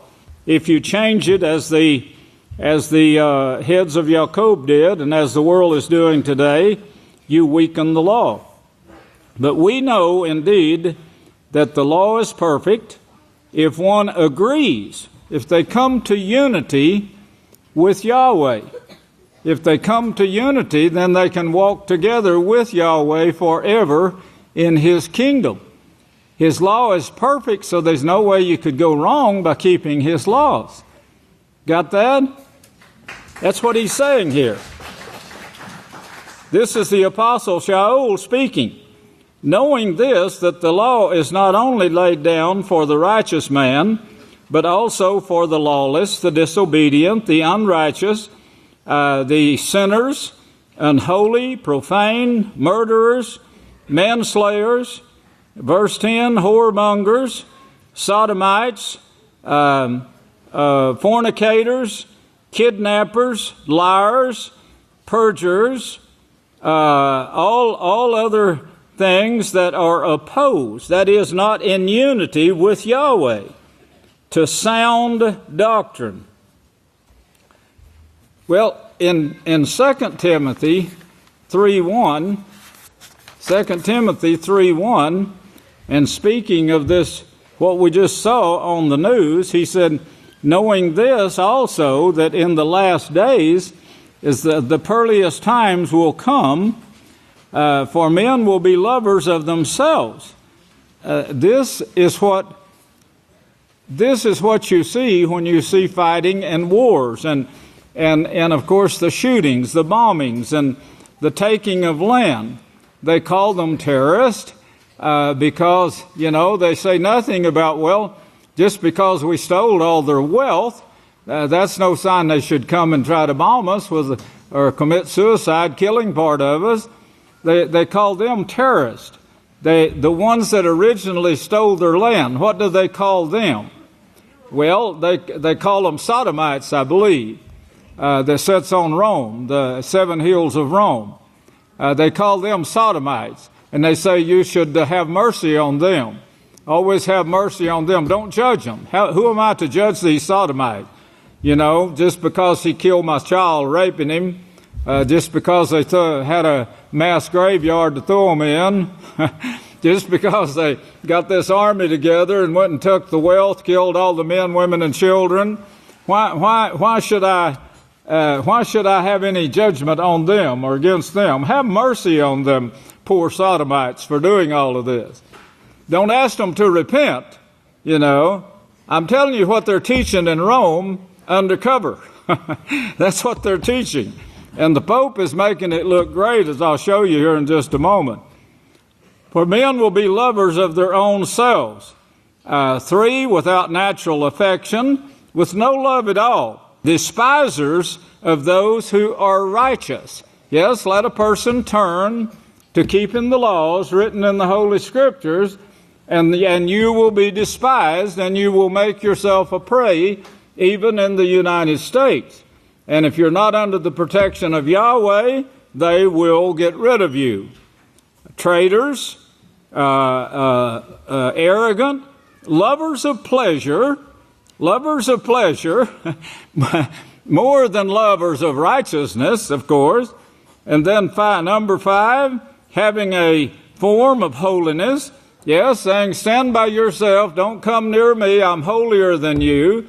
They got in their blood vessels abominations in their blood vessels. Science now knows this, and you look at their blood and see every defect that has ever entered that blood. Not all of them did yet. They'll find out they're short even yet, but they're getting closer to finding out what Yahweh knows, because Yahweh created us. He knows what is healthy for us and what is not.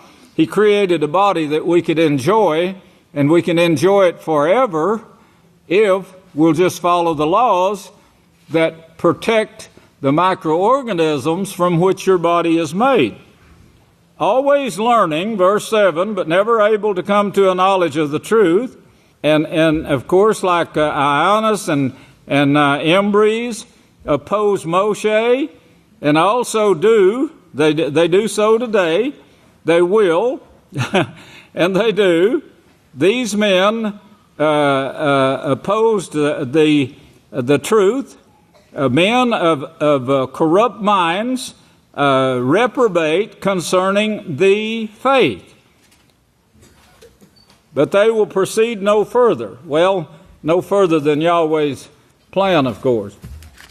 But this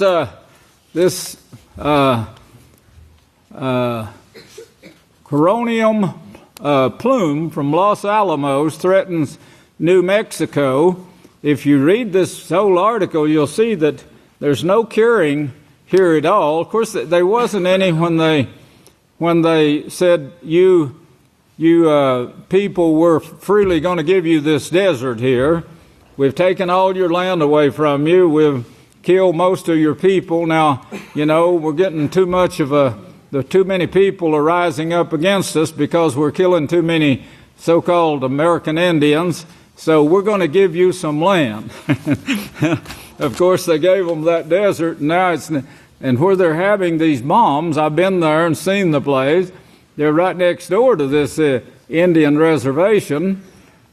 And of course, the water supply is contaminated now from the oceans. They're dumping this in the oceans too.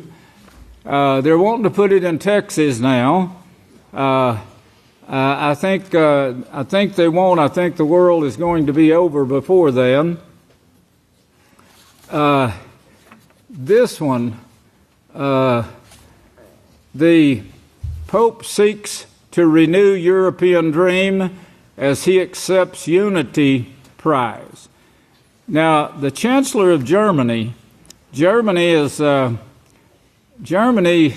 has. They're not supposed to have nuclear weapons, but they do. The United States has bases all over Germany, and they're supplied with nuclear weapons. So they have nuclear weapons, and Germany has never stopped serving the Pope. If you can remember back what took place in the 6 million, they had show 6 million, that's just a drop in the bucket of the Sabbath keepers and people who wouldn't eat pork that they slaughtered. This slaughter, it started way before the temple was destroyed, but when they went in on the Feast of Passover, surrounded Jerusalem with the German army, which is the same as the Roman army, and they took this city and killed off all of the people that wanted to keep Yahweh's Sabbath. Of course, that was prophesied by Daniel. If you remember, chapter 7 shows you that they would make war against Yahweh, and they would make war against the people who keep Yahweh's Sabbath. That's plain if you'll just look at it with that in mind. Verse 25, they'll make war with Yahweh, and they'll make war with those who preach and proclaim or keep the Sabbath days. Another thing was the eating of pork. If you would eat pork in front of them, they would not kill you, but they'd make a slave out of you, of course. But the people chose to die rather than to follow the Catholic Church.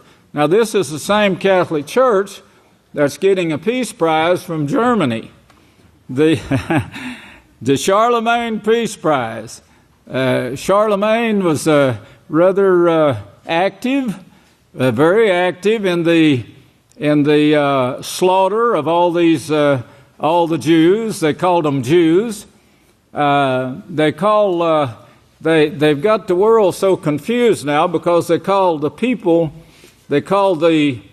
Pharisees, Sadducees, Essenes, and Herodians Jews, because they're trying to deceive the people, and they didn't want them to know that it was this group that moved to Rome and practice then the Catholic religion that they brought out of Egypt with them. They never stopped practicing it. If anyone would just read the 7th chapter of Acts, of course it showed by the prophets too, but they said, he plainly says there, do you think you were fooling Yahweh by offering these sacrifices in the wilderness? You think he thought that you was offering them to him? And he says, no. Yahweh knows that you were offering these to the gods you brought out of Egypt to worship, as you've shown in chapter 8 of 1 Samuel. Now, that if you just put it together, there's no way you could be deceived about this. But here, this man now is seeking this to deceive the people again, the Catholic Church, and they're making him look really great in this article. He says, Vatican City, Pope Francis accepts the prize for promoting European unity. Well, of course, Europe pretty much fell apart after that, but after all the slaughter and everything that took place, he says, I dream of a Europe. This is Pope Francis. I dream of a Europe that promotes and protects the rights of everyone without neglecting its duties towards all. I dream of a Europe of which it will not be said that its commitments to human rights was its last utopia. The pontiff at the Charlemagne Prize, echoing the famous I Have a Dream speech by U.S. civil rights leader Martin Luther King, he does this pretending like that he is standing up for the rights of the people, like Martin Luther King was standing up for the blacks. He's not standing up for the rights of the people. He's already expressed that they will not repent of their sins, Malachi Martin in his book even wrote this, and in his speeches brought this out loud and clear, that the Pope, the Catholic Church, the Vatican, the divining serpent hopes to come out on top. That they're going to have this mass slaughter, and the goddess, the Queen of Heaven, he says, Mary, called her Mary, and says she's going to make war with everyone who will not worship her. In the book, The Keys of This Blood, the keys of this blood that he is talking about is the scepter. It's the scepter that Yada holds, and they know this, but because that so many people hated them for all the slaughter they did, they made out like that they were being persecuted. They were part of the ones who were being persecuted, and they converted to Christianity. Christianity was the ones that slaughtered all of these people, and they were promoting it from the days they came out of Egypt. Coptic Catholic, Egyptian Catholic is Christian. And that's exactly what they brought out of Egypt and brought it all the way through, and now it's in Rome. Echoing the famous words, I Have a Dream speech by U.S. civil rights leader Martin Luther King, Francis offered his vision of a Europe that cares for children, but don't judge all these sodomites now at the Vatican that's raping these children and throwing their bodies in a grave. Don't say anything about that. Who am I to judge them people?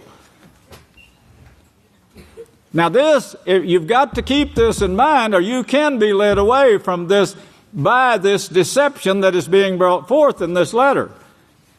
Francis offered his vision of a Europe that cares for children, the elderly, the poor, and the infirm, as well as those newcomers seeking acceptance because they have lost everything and need shelter.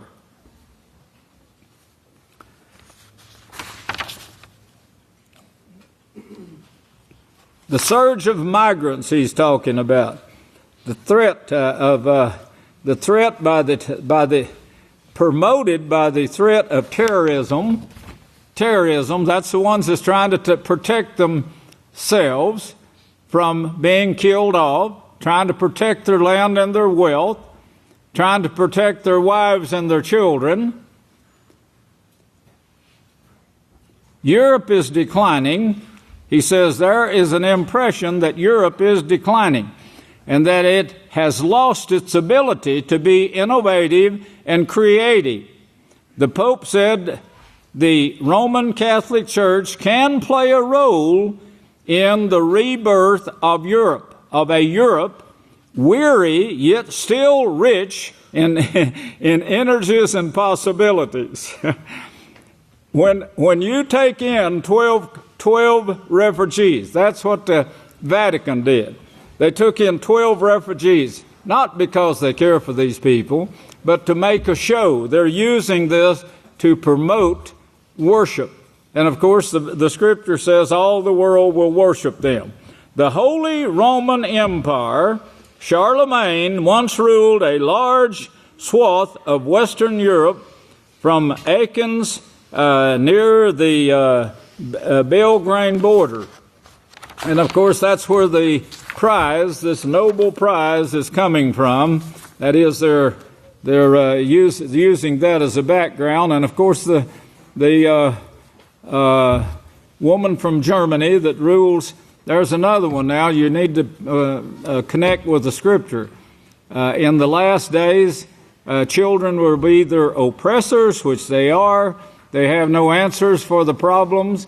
They're trying to copy the House of Yahweh and the Peaceful Solution Character Education Program in their ads. If you watch the news closely, you'll see this, or read the news closely, you will see it. But they will not bring forth the full law of Yahweh. They will not bring forth the full layout of the Peaceful Solution Character Education Program.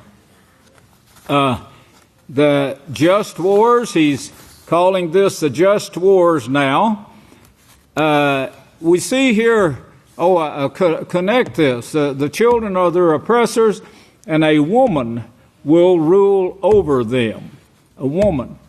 Now, of course, you see this taking place right now and gaining ground as the people promote this to make themselves look great.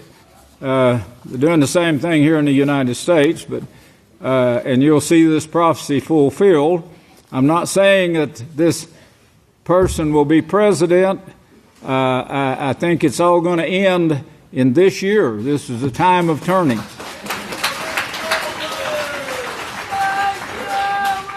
But we see this wave of the dead here. The wave of Dead Sea creatures hit the beaches. A wave of Dead Sea creatures hit the beaches. Heaps of dead whales, salmon, sardines, blamed on the El Nino weather phenomenon, have clogged Chile's Pacific beaches in recent months. Have now closed the beaches, they said, and this is bringing great hardship on the people there that depended on the tourist trade. But I want you to turn over to Revelations 8, because this ties you in with the time of the two witnesses. And Revelations 8, which Revelations 11 is where Yahweh gives the two witnesses their authority. He says, I will give to them.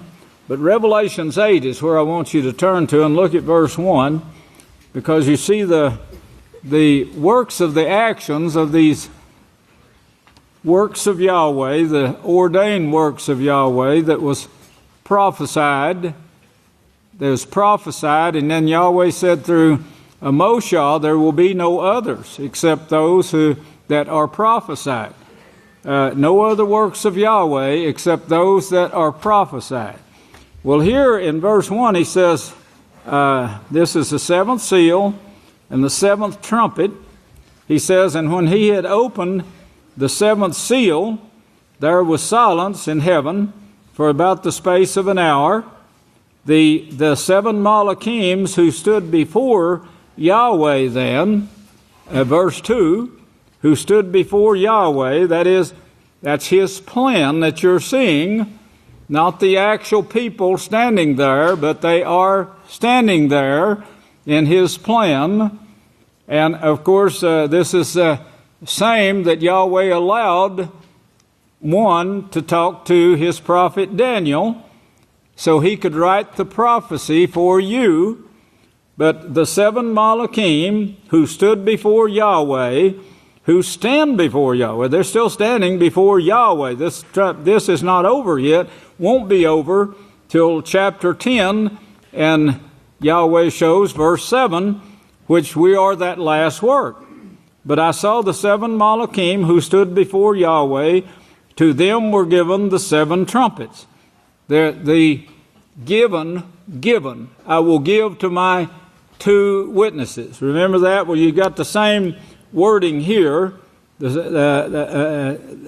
was there. The 7 trumpets, the 7 works of teaching whoever Yahweh wanted to hear, whoever he gave ears to hear.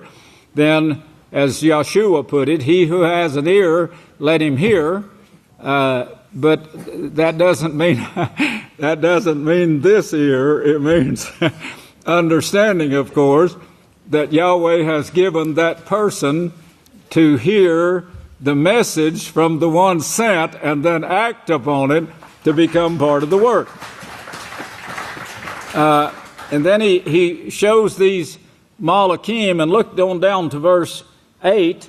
He said, and the second Malach sounded, and as it were, a great mountain. Now, this, of course, is another play on words, like you have the mountain of Yahweh will be established in the last day, which is a promotion or a teaching that is going out to the world. So you see this great mountain that is the prophecy of something that's going to take place here, that's going to be talked about, that is great, and it's a great burning with fire was cast into the sea, great burning with fire. So this includes Revelations 18 now, where you see the great burning that's going to take place for an hour.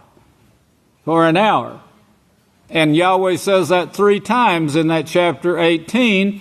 Science is saying now, yes, it'll be over with in about an hour. Once the nuclear wars start, which they say, they see people, different leaders saying we need to stop this, it's leading up to nuclear war, and then another one does the same thing, and another one, and another one. Now they're accusing Barack Obama of doing this, and Barack Obama is the only one that's trying to promote peace. But they're accusing him of bringing forth the war. Why? Because they want to knock out the United States. They won't. Prophecy shows they will not, but the United States will suffer damage. New York's going to be destroyed. If you read the book, The Mark of the Beast, I have it all there, written in the 70s, by the way. And the third part of the sea became blood. Blood. That word blood there is not like it's flowing through your veins. You cast this mountain, this prophecy comes forth from Yahweh, the promotion of Yahweh. So, as Yeshua said, I tell you in advance, so when this takes place, then you will believe. That is, if you got the ear. If you don't have the ear for it, the understanding, that's what it means. If it's not given to you by Yahweh to understand, you can't. So you're stuck. But you can pray, as Yahweh said, come and start keeping His laws and repent, and Yahweh will, as He said, give you a name equal to sons if you'll do this. Praise Yahweh. Well, this third part of the sea became blood, which means death. Death for creatures. And that's what we're seeing here in this. Waves of dead sea creatures hit the beaches. And, of course, it shows clams and shellfish that was actually made to clean up the forest, the underground water waste and so forth that is made to go to the bottom, and these creatures break it down, turn it separate it into the original microorganism kingdoms in their original form, which go back to work again in doing their job on the bottom of the ocean. But now these have been killed off, so the microorganisms killed off, and the third part of the creatures which were in the seas, which had life, died. So we're seeing this take place now. Some of it a purpose, some of it they're trying to hide as if, something else is causing it, like the burning of a fossil fuel that came from another ridiculous thing like Halloween and Easter, I know, but that's what they're teaching the people, and they're falling for it. And of course, they're going to cut down on the accord. I got to show you this. Did you write this? Complete my joy by being like-minded, having the same love, being united in one accord, of one mind. And they quote Philippians 2:2. This one is the pretty one. Bonus question. What mode of transportation did Yahshua mean and his apostles use? Answer, they were all in one accord. But not the Honda Accord. They were all in unity. That's going to go in for the bread sack. Obedience is the key to be in unity. Obedience is the key to be in unity. And yes, it is. It certainly is. I thought that was beautiful. Well, back to chapter 8 here. Well, let's go over to chapter 10 now and look at verse 1.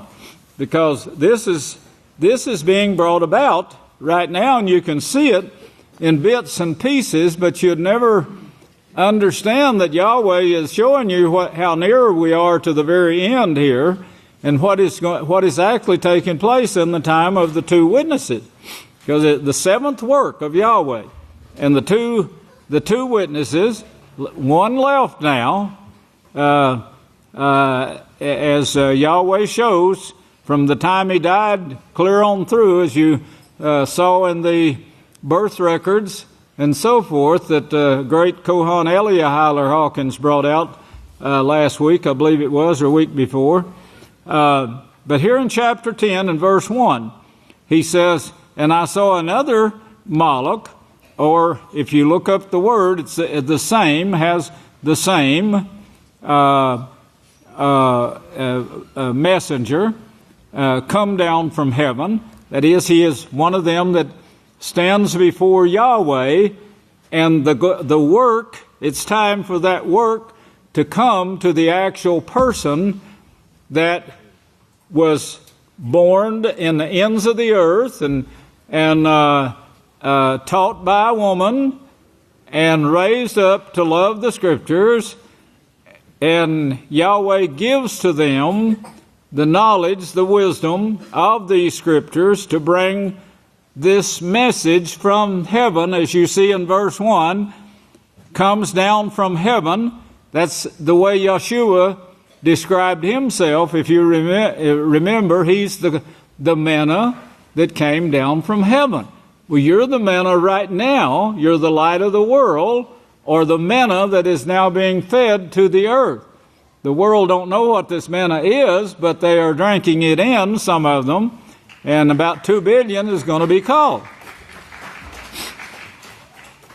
I hope that's clearer than mud.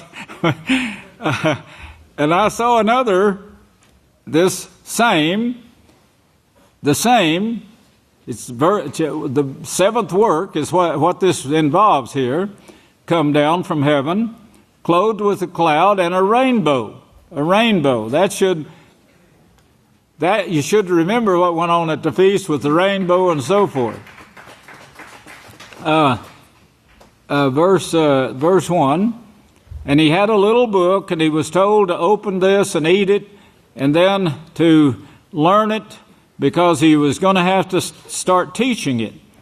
And then in verse 5 he says, and the Moloch which I saw, that's a messenger that I saw, standing upon the sea and upon the earth. Now this, you'd have to understand what is shown to you in chapter 12 and 13 of Revelations, of the beast that rises up out of the sea, that's the sea, the multitudes, nations, and tongues, and then the beast that rises up out of the earth, where there was no multitudes, nations, and tongues.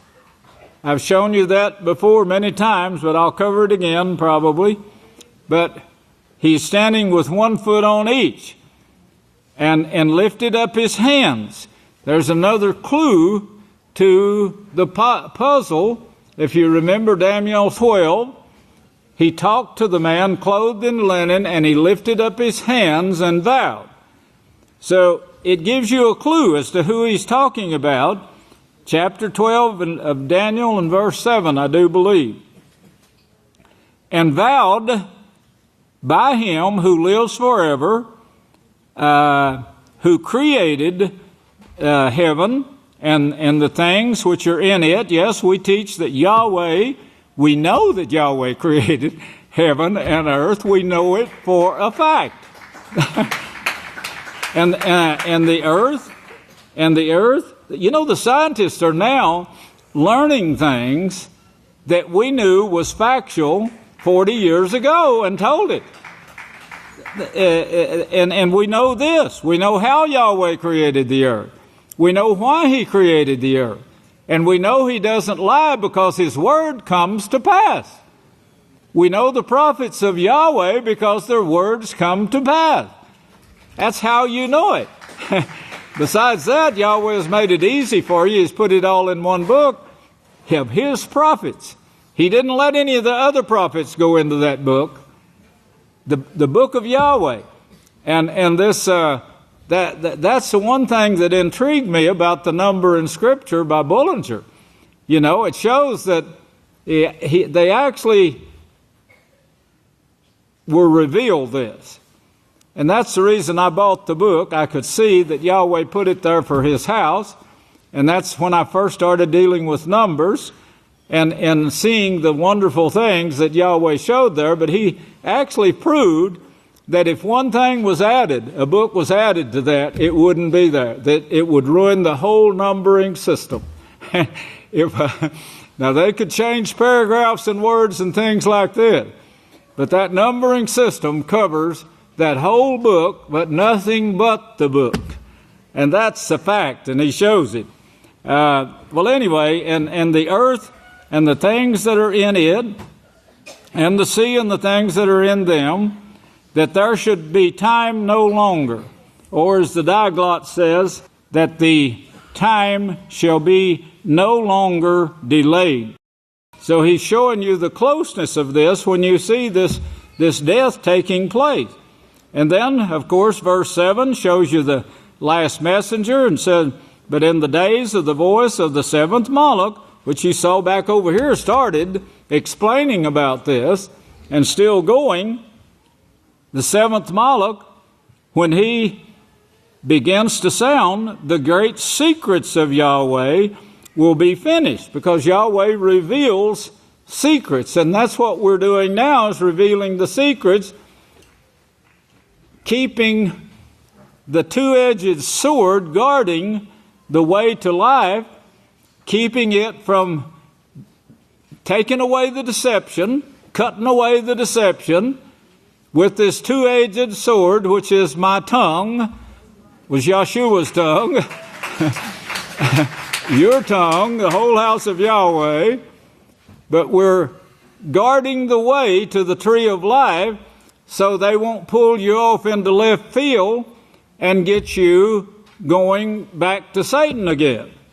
So you will have eternal life. The other one is deceiving about the way of life, saying, "Oh yeah, you won't die. Go ahead and partake of this sin, follow sin. Who is Yahweh to judge you?" That's what they're saying. Who's Yahweh to judge these poor people that's trying to manage their lust? Well, anyway, the secret is being revealed. That's the two-edged sword cutting the deception away. That's the guard to the tree of life, guarding the way to the tree of life, which Yeshua said, "Blessed are those that keep his laws. They have right to the tree of life." Those who don't keep his laws, and that's what we're showing you by cutting this deception away, that's what he's speaking of here for the seventh Malach, or seventh work of Yahweh. Secrets of Yahweh will be finished as he declared by his servants the prophets.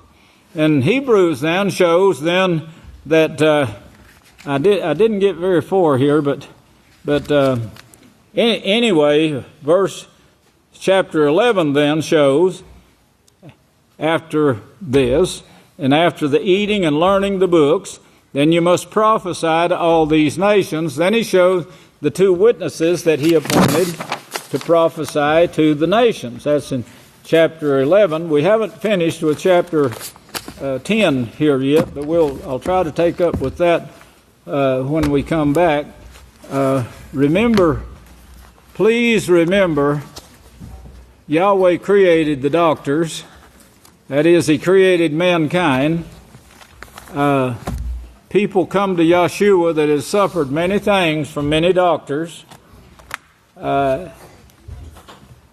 To me, there's no better way than putting your faith in Yahweh, putting your trust in him.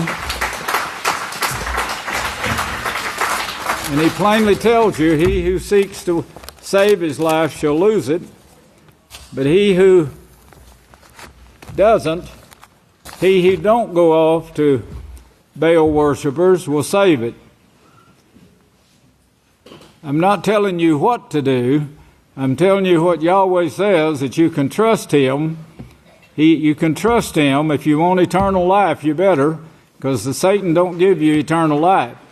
They may lie to you and tell you, well, you can live so many years, if you let us cut you open and send you this bill, this horrendous bill that they charge, which you'll be paying until you die, and then they'll try to get it from your kinfolks and whoever else they can. But it's money, big money, that as Yahweh showed in chapter 9 and verse 20 and 21, they won't repent of this pharmaceutical mess they got going. It's bringing in billions of dollars to their pockets. Put your trust in Yahweh, brother. Put your trust in Yahweh. I know that they'll tell you you're crazy. You're crazy for doing so. But that's what your scripture shows. That's part of the deception of Satan. You won't die if you go to the doctor. She's telling you a damn lie is what she's telling you. She wants to damn you so you will lose your place in Yahweh's kingdom. She don't want the kingdom of Yahweh to exist. And that's the reason she's putting forth all of this effort to pull you out, just any way she can, pull you away from Yahweh. May Yahweh bless you, and I'll turn the service over to the next speaker. I love you!